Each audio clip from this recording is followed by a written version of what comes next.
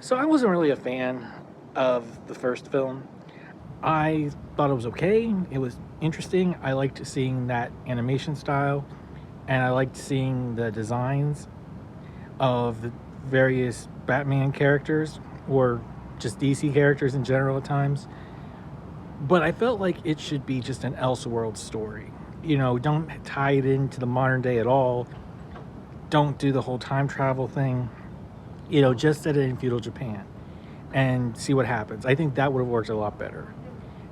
And they did some absurd things, but it's like, hey, that's Japanese culture. That's what we get in these types of movies. Well, all that to say, this one is definitely worse. I definitely prefer the first one to this because that one just leaned into everything when it came to, giant robots and spirits and all that type of stuff.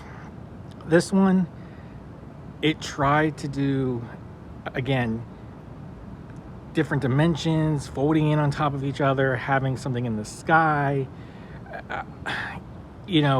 time change. And I'm a comic book guy. I understand multiple worlds, multi-dimensions, the whole multiverse thing.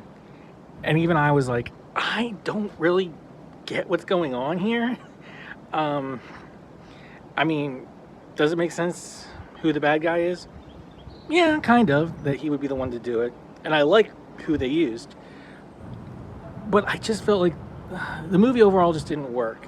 Again, I wanted it to be its own thing, its own separate story, and the plot just didn't really work. I like the designs, though, of the Justice League. I found them to be interesting.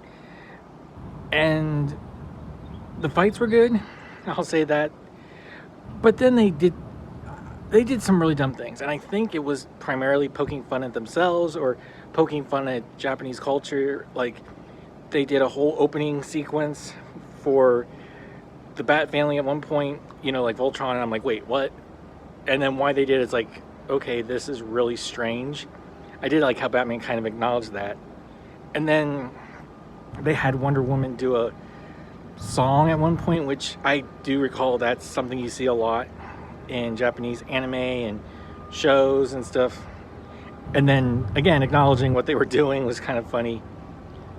But I just felt like it wasn't a strong enough movie that I cared about, and it didn't have as easy a plot to follow as the first one. So, interesting things, but I can't recommend checking this out.